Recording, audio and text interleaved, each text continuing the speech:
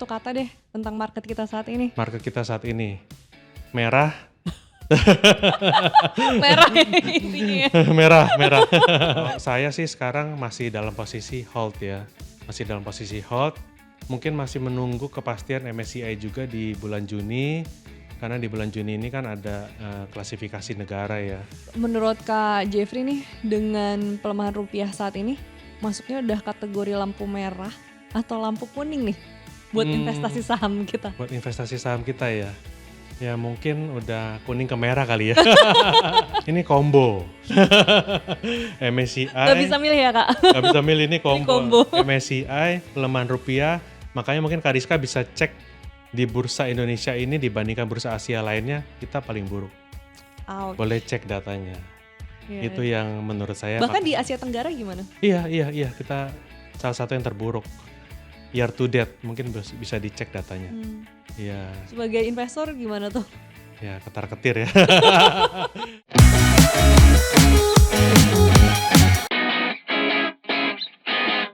Hai, Cuanomics di sini. Apa kabarnya di sana? Apakah ada yang kabarnya sedang galau nih setelah hasil rebalancing MSCI bulan Mei keluar dan melihat akhir-akhir ini harga rupiah tuh semakin melemah gitu ya. Harga dolar karena terus-menerus meningkat. Nah, coba kita tanya dulu, kalau kamu mungkin lagi galau, kita tanya sama bintang tamu yang satu ini ya. Apakah juga lagi galau? Kabarnya gimana nih portofolionya di tengah berbagai ketidakpastian saat ini? Sudah ada Kak Jeffrey Budiman. Terima kasih Kak Jeffrey Ya, sudah hadir di Cuanomics Liputan 6. Terima kasih. Jadi gimana kabar portofolionya sekarang? Portofolio cukup membara. Boleh dijabarkan membaranya gimana gitu? Membaranya karena pengumuman MSCI ya kemarin ya. Cuman yang menurut saya ini hanya sentimen temporer ya. Jadi walaupun ada penurunan dari harga saham di portofolio saya, tapi saya tetap yakin dengan apa yang saya pegang dan akan tetap saya hold sesuai dengan tesis saya sendiri. Boleh share nggak sih komposisinya sektor mana aja yang lagi dipegang dan mungkin ada yang lagi ke hold itu? Oke ya, mungkin saya sendiri ini akan share sektor-sektor itu di perbankan satu, kedua di consumer goods atau retail, ketiga ada di properti juga saya pegang. Dan itu lagi seragam semua nih? Iya, membara. lagi seragam semua, merah semuanya. Setiap hari juga buka porto, deg-degan juga nih mau ada apa lagi nih.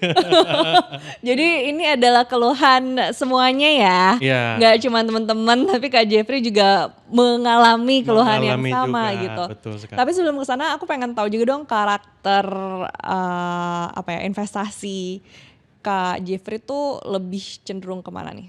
Saya pendekatan ini value investing fundamental. Jadi kalau saya melihat harga sahamnya memang murah, terdiskon dengan fundamental perusahaannya masih bagus, bertumbuh, ya saya akan masuk. Karena menurut saya pendekatan saya ini ya memang pendekatan secara bisnis ya. Jadi di market kan banyak pendekatan, ada teknikal, fundamental maupun juga ada bandarmologi.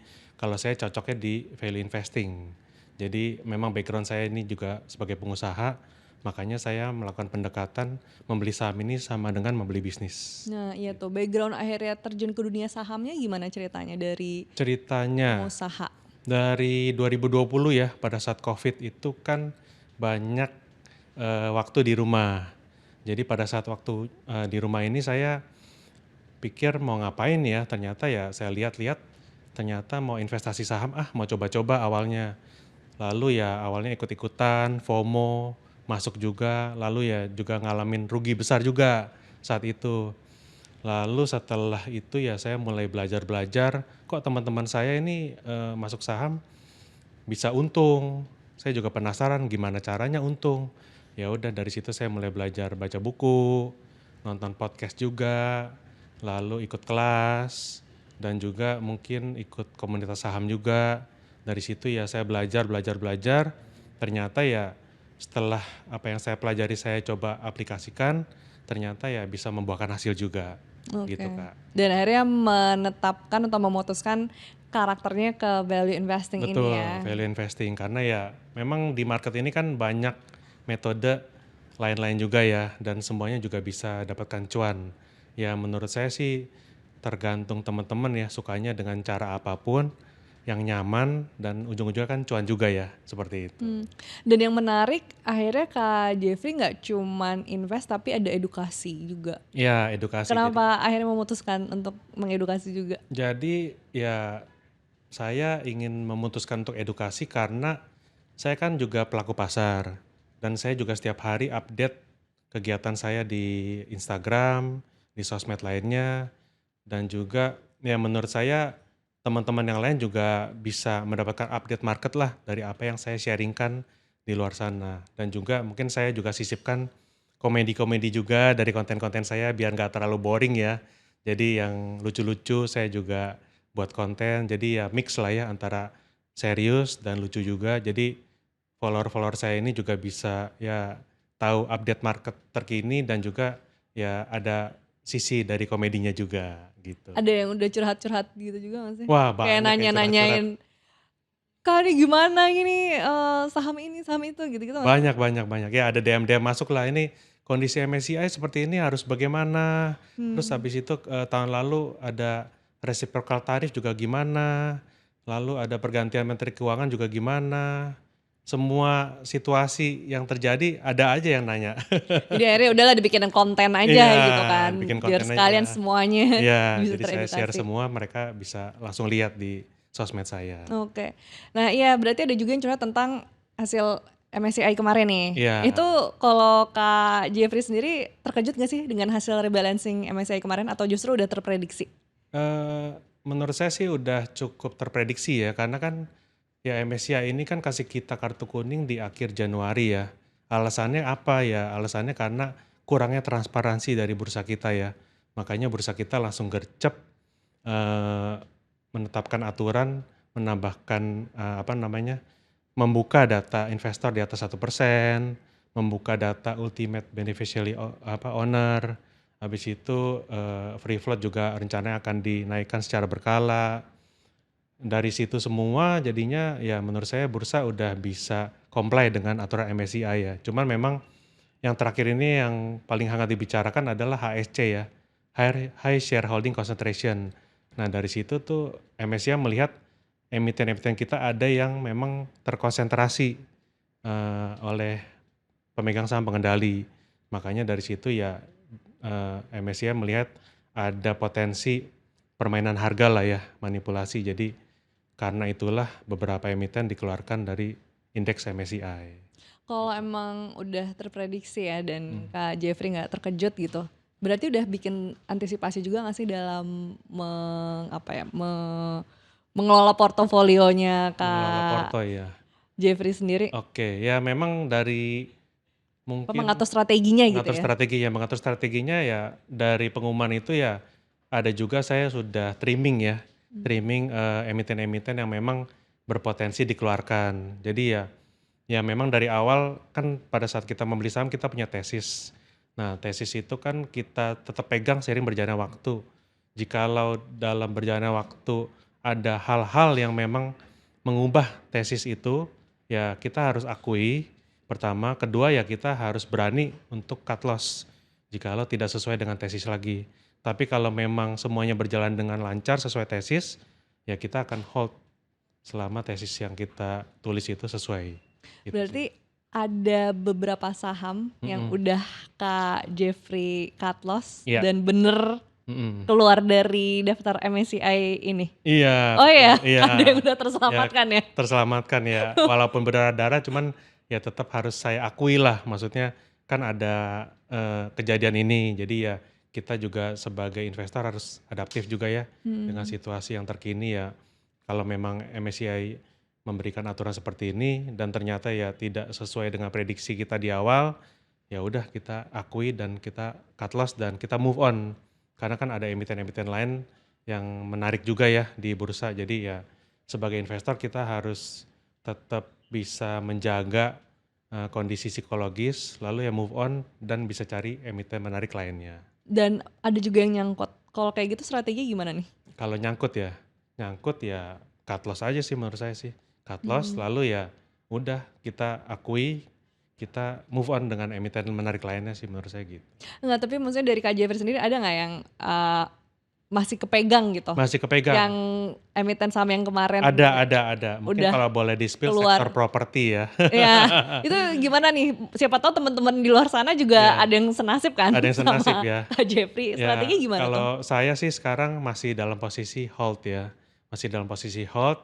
Mungkin masih menunggu kepastian MSCI juga di bulan Juni. Karena di bulan Juni ini kan ada klasifikasi negara ya.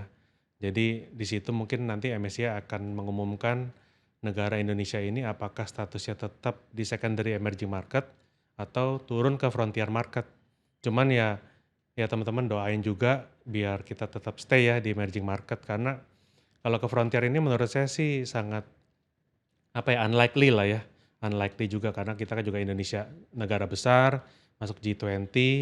Jadi menurut saya sih nggak akan di downgrade ke frontier market. Jadi dari bulan Juni itu mungkin nanti ya keputusannya saya baru bisa ambil langkah selanjutnya nih, apakah mau tetap di hold ataukah juga di cut loss seperti Hmm. itu. Berarti sebagai value investing, cara mainnya tuh sekarang gimana? Karena kan satu sisi masih ada proses adaptasi dulu kan sampai tanggal 29 Mei itu, Iya, dan nanti kan baru berlaku di tanggal 1 Juni nih. iya. Akan ada perbedaan cara mainnya nggak Perbedaan cara main ya kalau antara sekarang dan nanti setelah benar-benar hmm, berlaku tanggal 1 Juni? kalau value investing ini kan memang saya beli saham ini menurut margin of safety ya atau nilai intrinsik. Jadi pada saat saya beli saham, saya akan hitung biasanya nilai intrinsiknya berapa. Contohnya saham ABCD nilai intrinsiknya adalah 500 dan sekarang harga sahamnya misalnya 250. Nah, pada saat saya masuk di 250 berarti nanti target saya akan taking profit di 500. Jadi selama harga sahamnya masih belum mencapai 500, saya akan hold terus. Dan juga saya lihat dari sisi fundamentalnya. Kalau fundamentalnya aman, tidak ada fundamental crack, terus pemegang saham pengendalinya juga baik, dalam artian ya tidak terjerat kasus hukum, dan mungkin regulasi pemerintah juga mendukung, ya saya akan hold terus saham itu sampai mencapai nilai intrinsiknya. Oke, jadi itu ada indikator-indikator yang Kak Jeffrey Indikator-indikatornya, pegang nih ya ya, dalam bermain saat ini. Terus kalau ngelihat dari 6 emiten atau belasan emiten yang keluar ya dari daftar MSCI kemarin, Kak Jeffrey melihat persamaan dari belasan emiten itu apa? Apakah semuanya sama masalahnya adalah tadi di isu terkonsentrasinya itu iya. atau apa? Iya, menurut saya memang ya satu ya karena HSC ya terkonsentrasi, kedua ya free floatnya juga mungkin belum ideal, ketiga ya masalah transparansi juga ya. Mungkin dari dibukanya data investor 1% di atas 1% itu ya mungkin MSCI punya formulasi perhitungan sendiri, makanya mereka memutuskan kan untuk mendepak atau menendang belasan emiten itu. Kecuali ya mungkin nanti setelah dikeluarkan dari indeks dari emitennya bisa mengikuti aturan MSCI, ya tidak menutup kemungkinan ke depannya bisa masuk indeks lagi. Karena di market ini kan tidak ada yang pasti ya, dinamis. Jadi once emitennya memang bisa comply dengan aturan MSCI, in the future ya mungkin bisa masuk lagi Iya. gitu. Dan di antara emiten yang dikeluarkan itu kan di standar indeksnya itu ada 3 emiten milik Pak Pepe ya. Mm-mm. Eh, Kak Jeffrey ngeliatnya berarti saham Konglo tuh akan masih menarik lagi nggak sih Saham Konglo ya. dengan ada yang dikeluarkan dari MSCI ini? Ya mungkin saham Konglo bagi beberapa orang memang awalnya kan mereka mengejar masuk MSCI ya. Karena mau masuk MSCI kan mereka harus menetapkan market cap sekian dan harga sahamnya juga di-set kan di harga sekian. Nah, pada saat mereka dikeluarkan dari MSCI tentu ya banyak capital outflow juga yang akan keluar. Jadi menurut saya mungkin konglo-konglo lainnya juga bisa berpotensi menarik juga ya selain dengan Pak Pepe. Kalau Pak Pepe saya lihat dia jiwa fighting spiritnya tuh bagus banget ya. Udah berkali-kali mau masuk MSCI gagal tapi akhirnya bisa masuk juga ya walaupun sekarang juga dikeluarkan. Cuman saya rasa dengan jiwa fighting spirit yang benar-benar strong, saya rasa masih bisa juga menarik untuk dilirik sama teman-teman lain untuk bisa membeli saham Pak Pepe ini. Salah satu itu kan ada yang turun dari eh, standar indeks itu ke small Small cap cap ya, yaitu tadi ada AMRT. AMRT. Ya, Itu Kak Jeffrey ngeliatnya gimana? AMRT ya. AMRT ini ya cukup menarik ya karena apa namanya ya mereka kan bergerak di sektor retail dan consumer ya. Tapi karena mungkin ya satu hal tadi mungkin transparansi, free float, jadinya di downgrade ke small cap ya. Ya bagi teman-teman ya kembali lagi mungkin coba dicek lagi fundamentalnya ya. Fundamentalnya seperti apa. Kalau misalkan MSCI ini kan dia tidak cek fundamental ya. Mereka cuma cek mungkin volume perdagangannya dan market cap-nya ya. Kalau saya sebagai value investor, saya akan cek fundamentalnya dan mungkin sekarang juga program pemerintah kan lagi ramai ini Kopdes Merah Putih. Nah, Kopdes Merah Putih ini mungkin bagi sebagian orang bisa menjadi ancaman bagi emiten AMRT.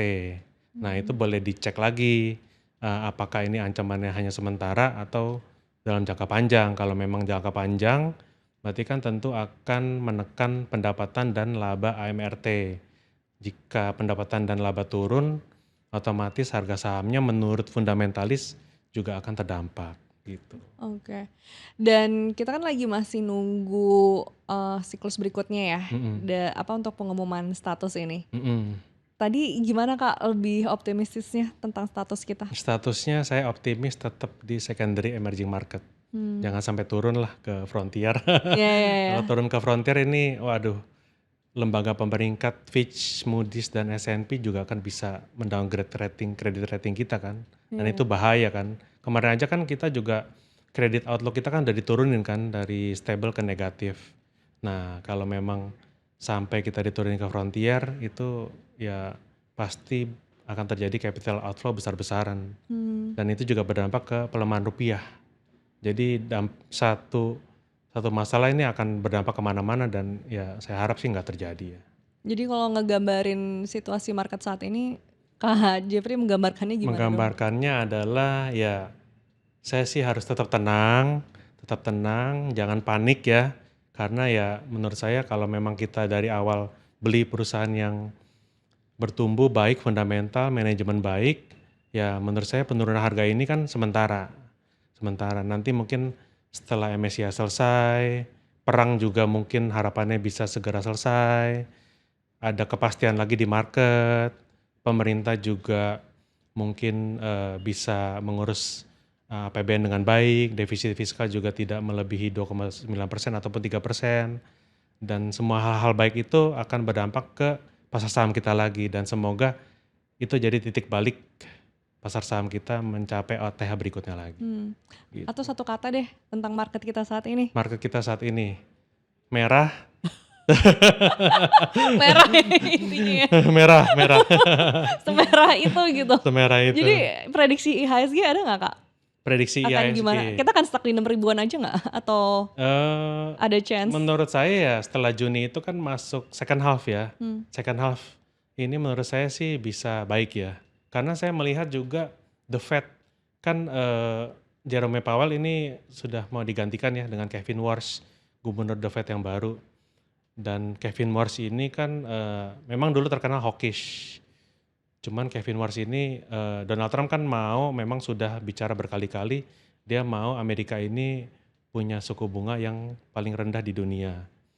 Dan Kevin Warsh ini saya rasa bisa juga harapan kedepannya sih menurunkan suku bunga lagi.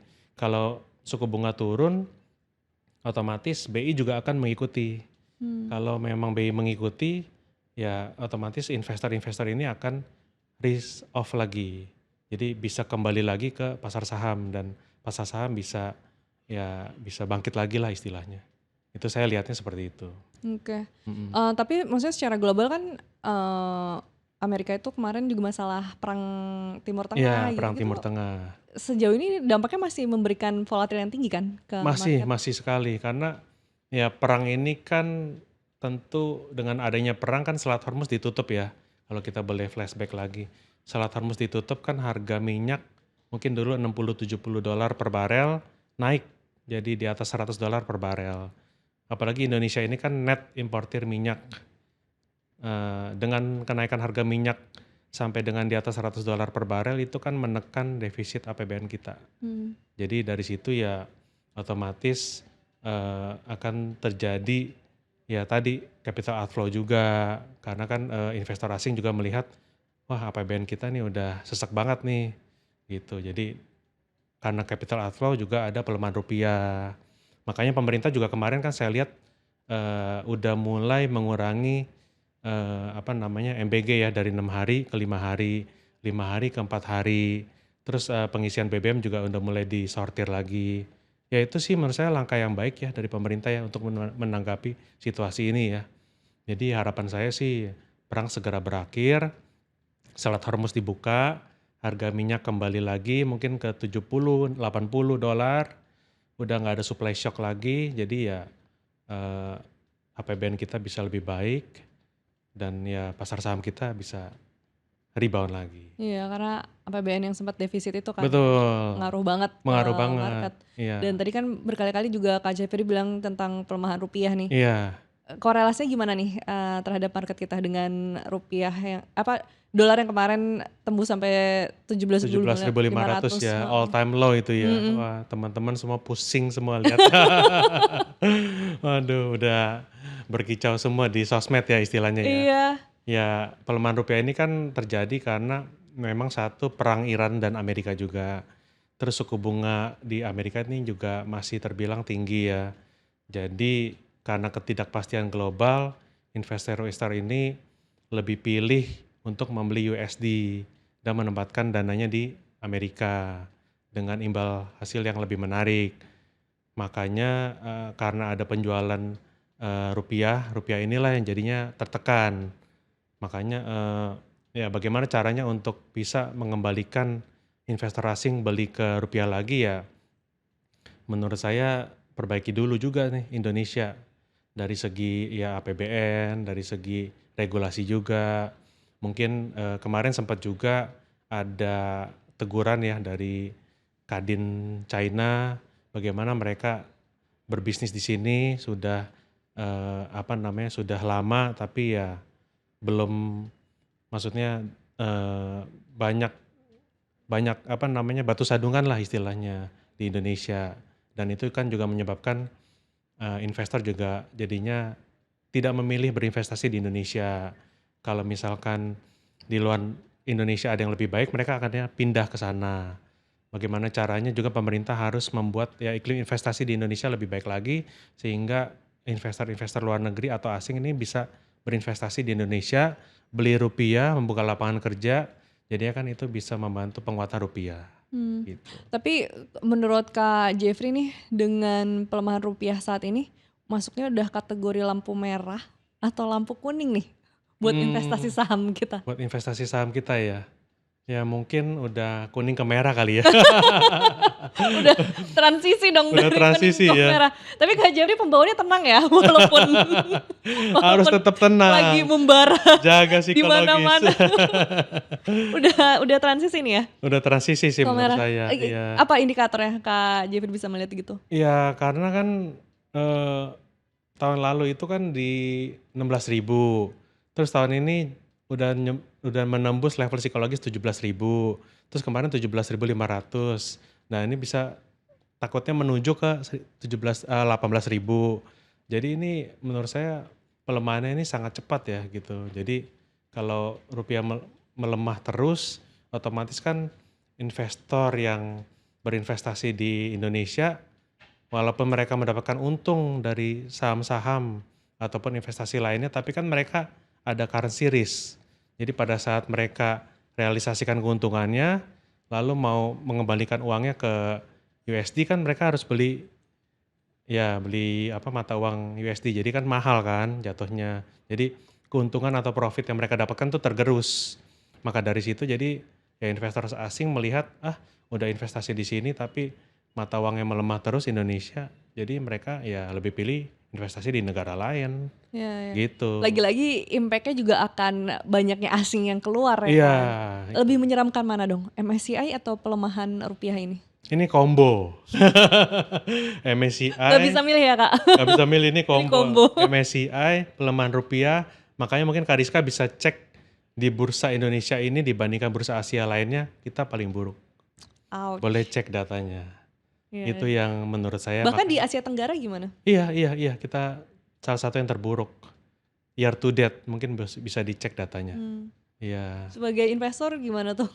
ya ketar-ketir ya. Ketar-ketir ya kita jaga jaga kondisi aja lah. Mungkin kalau market merah ya udahlah kita padelan aja lah. Menjalankan hobi aja ya. Iya, Jadinya alihkan aja juga dulu lah ya. logis. Tapi kan pemerintah tadi kan maksudnya sebagai value investing juga membaca ini kan Iya, bagaimana kondisi makro kita. iya, Kan kita juga tahu bahwa pemerintah lagi banyak melakukan upaya lah iya. untuk apa namanya mengatasi pelemahan rupiah ini Mm-mm. dengan adanya intervensi Iya, ke apa namanya ya melakukan berbagai banyak berbagai intervensi itulah intervensi. ya. Iya. Itu gimana Kak Jeffrey ngelihatnya? Udah terasa impact-nya atau? Ya kemarin sempat menguat ya, dari 17.500 kan menguat ke 17.400-an. Pak Purbaya juga bilang ada intervensi ya, dari BI juga. Iya Ya kayak oke sih kan ya. ada intervensi di pasar keuangan Iya, kan ada pembelian SBN obligasi juga juga. kan Iya, ya obligasi iya, gitu-gitu. iya. Apa sudah Ya, terasa impact-nya?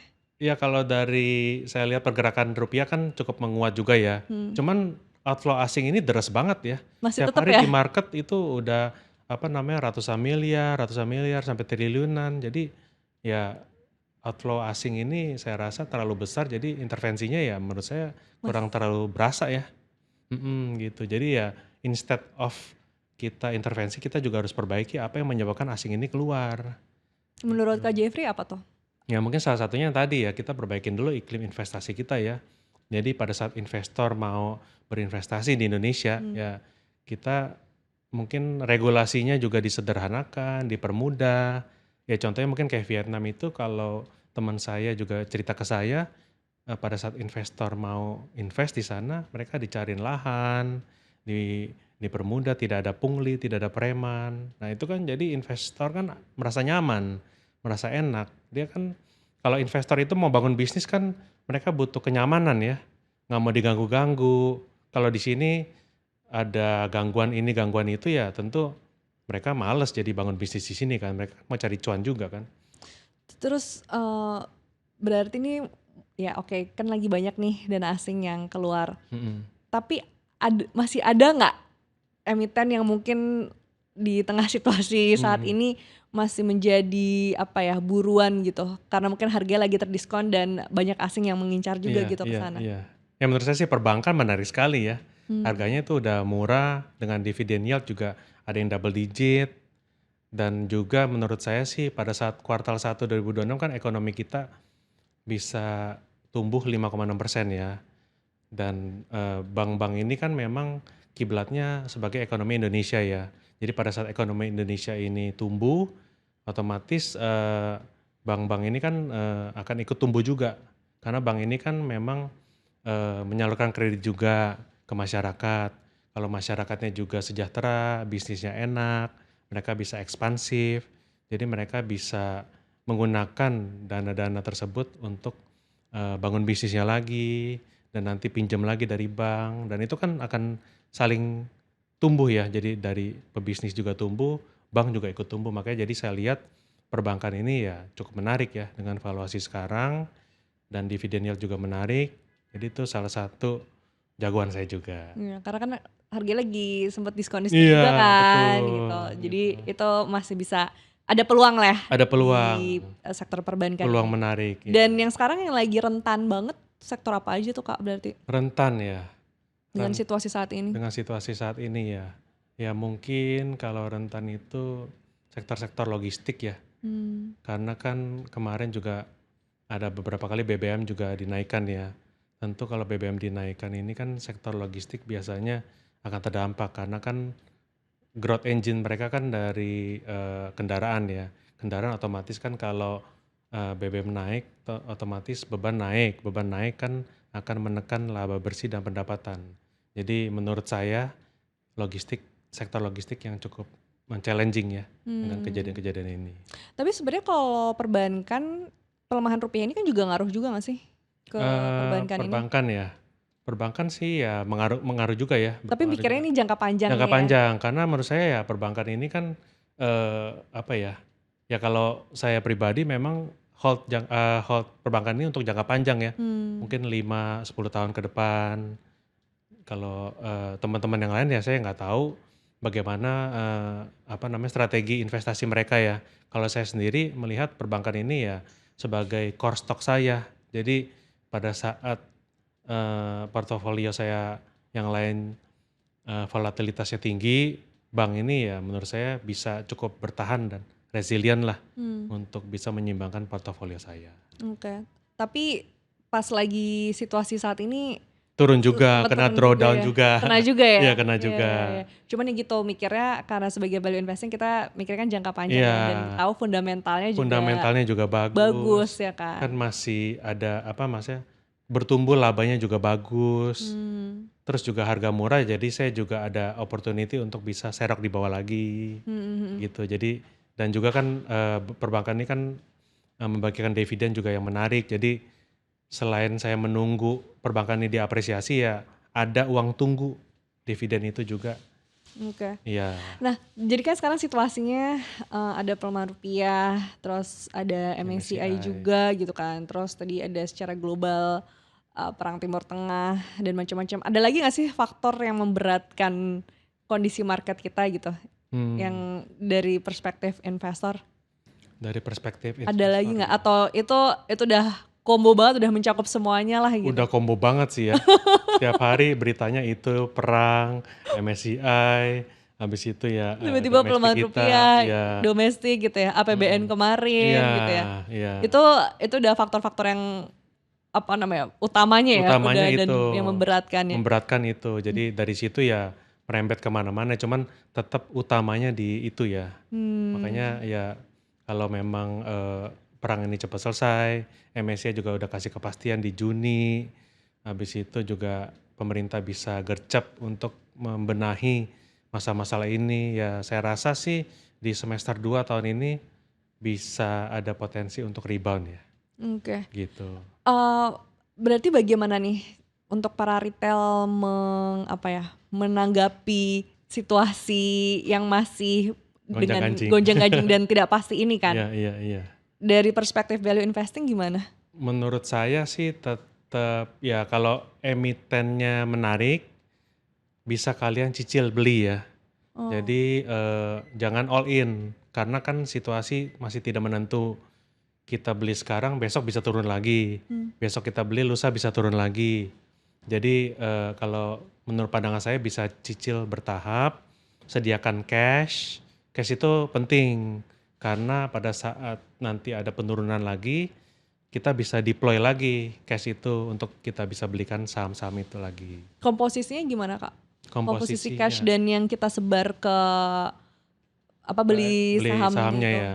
Ya mungkin kita bisa sediakan cash 20-30%.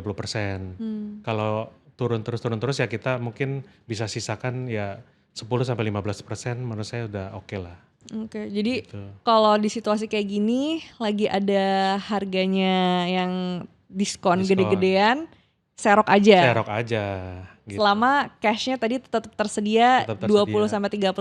20-30%. Iya, dan juga Hmm, ya emitennya kita percaya ya, apa namanya, fundamentalnya baik, dikelola manajemen juga yang capable, terus terutama bertumbuh.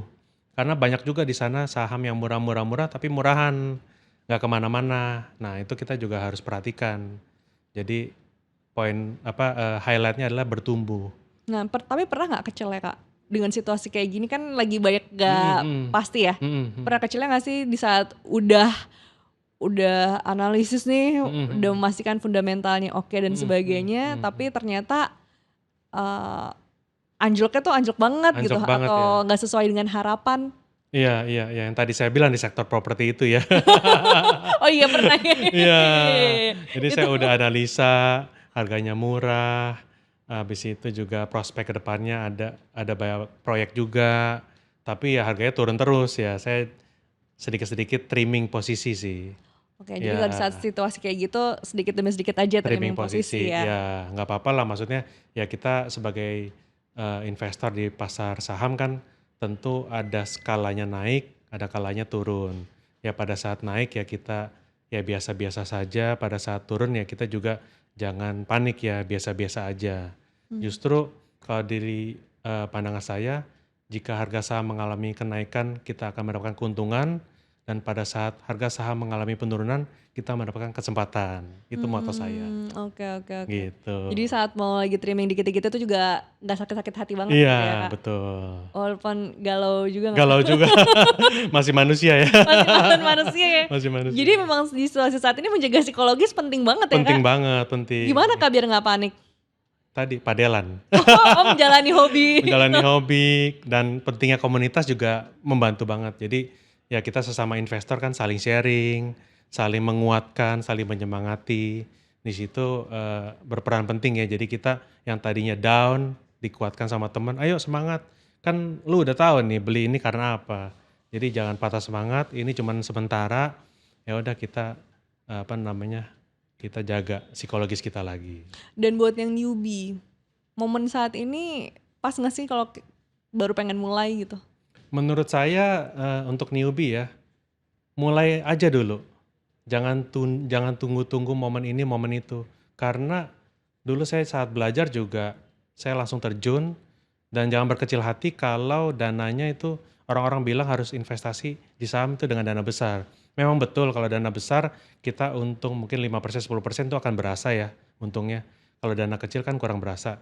Cuman nggak apa-apa kita jalanin dulu di pasar, kita rasakan dulu psikologisnya karena di pasar saham ini menurut saya analisa one thing, itu penting. Tapi yang paling penting adalah psikologis. Jaga perasaan kita saat pasar saham naik dan pada saat pasar saham turun.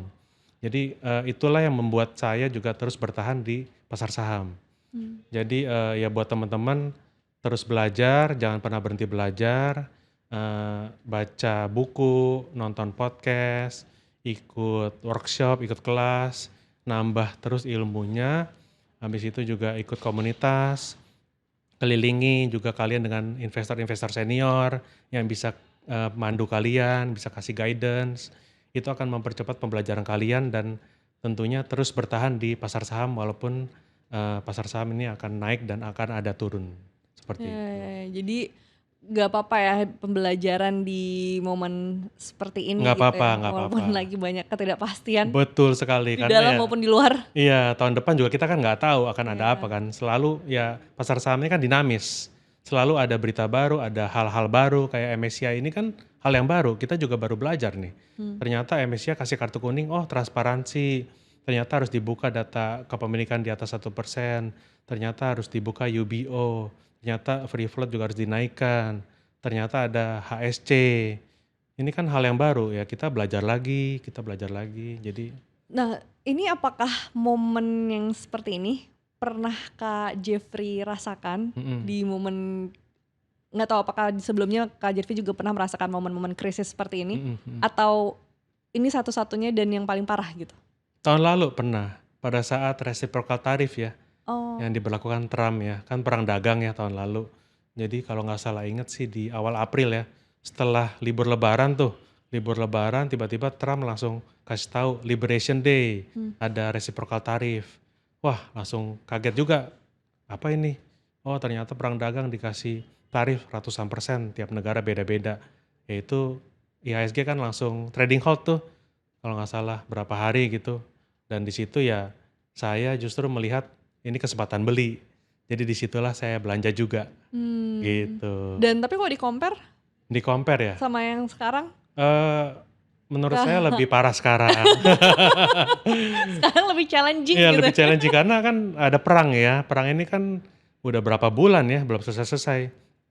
Jadi market merah terus saya lihat. Kalau tahun lalu itu memang sempat trading hub beberapa kali, habis itu naiknya juga cepet banget tuh.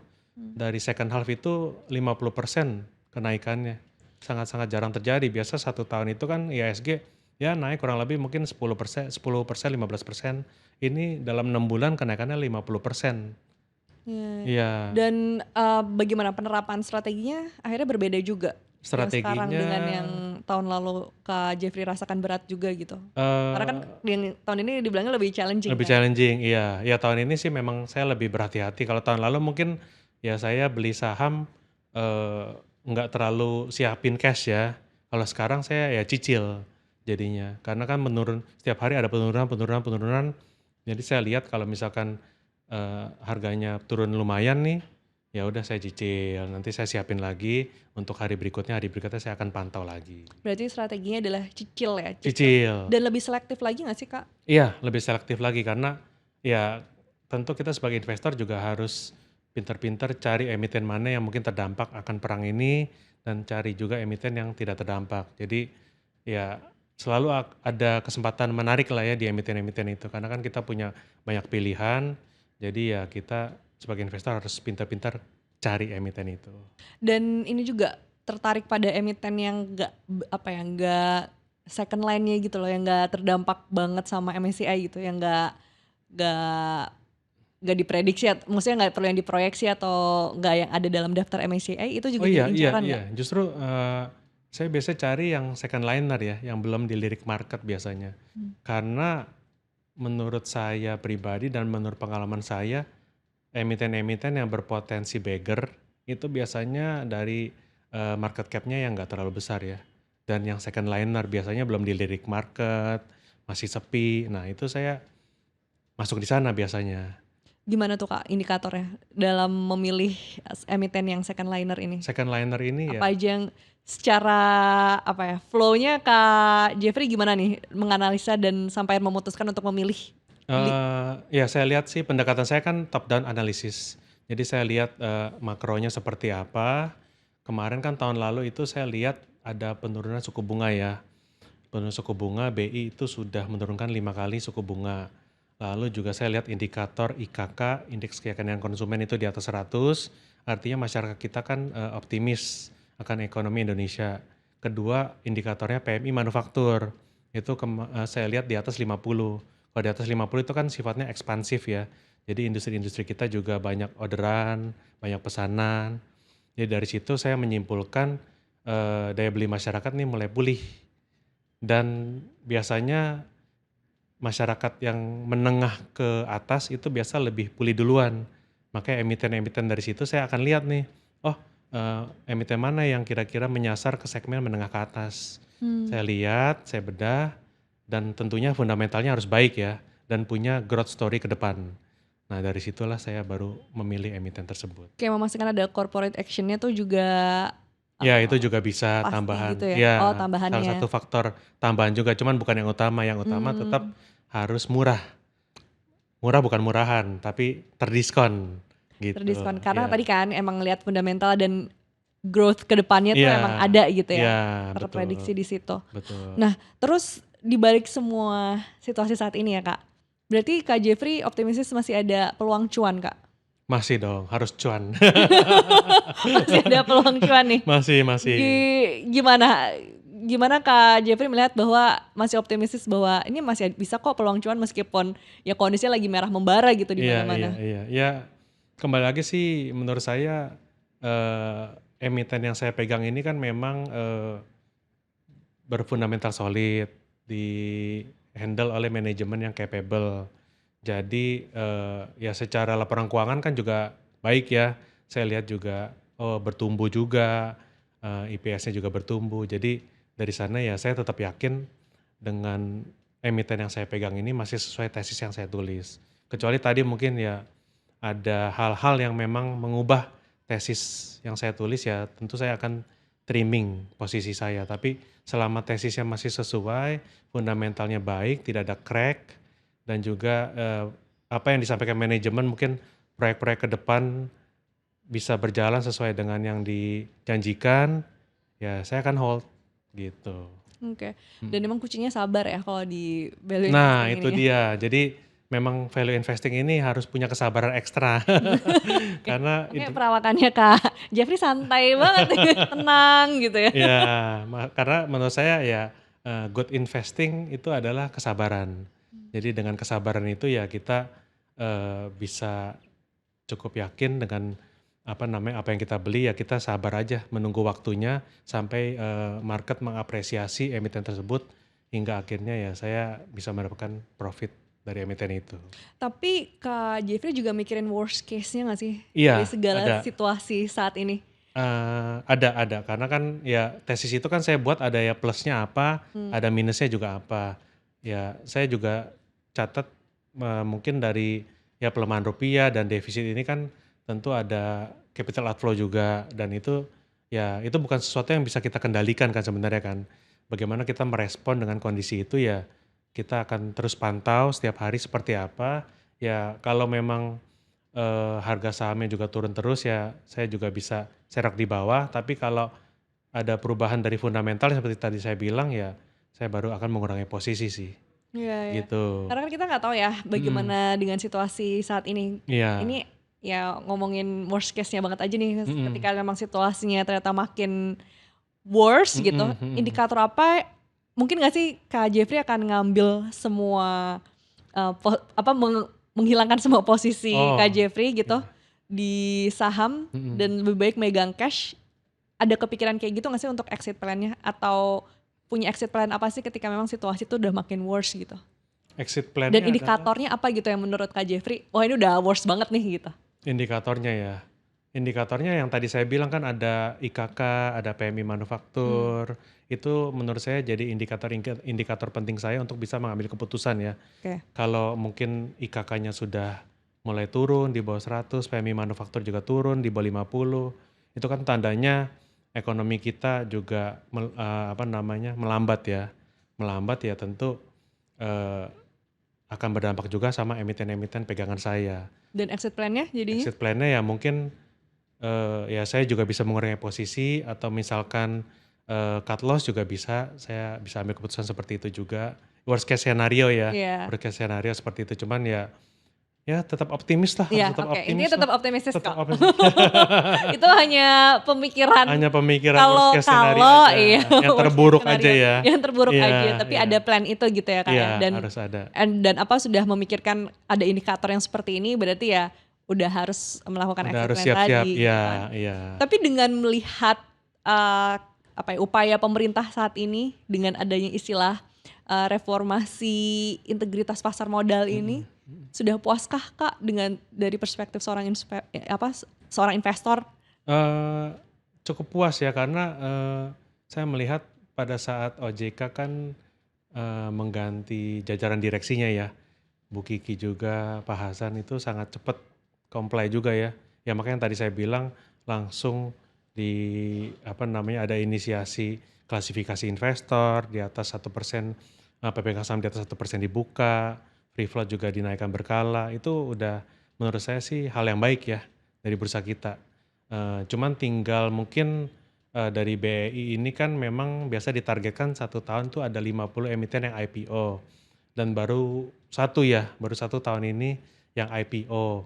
Nah itu mungkin bisa juga jadi catatan khusus ya, karena menurut saya yang IPO itu ya juga harus berfundamental baik, yang sudah profitable juga. Jadi mungkin yang baru pemula ini juga bisa beli saham-saham emiten IPO ini juga bisa lebih tenang ya. Karena banyak juga emiten-emiten IPO yang saya lihat eh, ada yang kurang baik lah istilahnya begitu. Jadi ya kasihan juga nih investor-investor pemula yang memang baru mulai di dunia saham, lalu beli emiten IPO, lalu ternyata ya ada drawdown-nya Tapi gitu. pernah ada pengalaman buruk gak sih Kak dengan emiten IPO itu? Emiten IPO so far sih saya belum ada. Jangan dong. Jangan. Jangan dong, tapi Jangan. ngelihat fenomenanya ya, Ngelihat fenomenanya kan fenomenanya banyak di di sosmed sekitar. juga, ada teman-teman juga ya ikut-ikutan kan, Mhm. karena IPO ini kan ya sangat hangat juga pada saat mau IPO kan semua media menyorot, semua diberitakan. Cuman kan sebagai investor kita harus lihat prospektusnya ya. Dana IPO-nya ini digunakan untuk apa? Apakah untuk ekspansi usaha atau ada juga yang bayar hutang dan lain sebagainya. Jadi kita harus kritis lah ya dalam mengambil keputusan untuk membeli suatu saham. Tapi kalau kita lihat lagi dari indikator MSCI ini ya kan udah masih ada belasan emiten yang dikeluarin Ya, dan akhirnya nggak ada satupun emiten yang masuk ke dalam daftar MSCI saat ini ya. gitu. Apakah ini murni emang MSCI-nya emang lagi lebih ketat aja atau mungkin ada upaya pemerintah yang masih belum maksimal gitu? Kalau dari perspektif investor gimana Bang? Ya MSCI ini kan dari tahun lalu kasih apa ya, semacam warning ya. Cuman yang saya lihat ini BEI belum cepat tanggap ya. Makanya akhir Januari itu kan dikasih kartu kuning ya. Karena ya mungkin belum ada respon dari BEI untuk aturan-aturan yang mau diberlakukan MSCI. Makanya ya menurut saya sih ini langkah dari MSCI untuk mengetatkan lah ya aturan.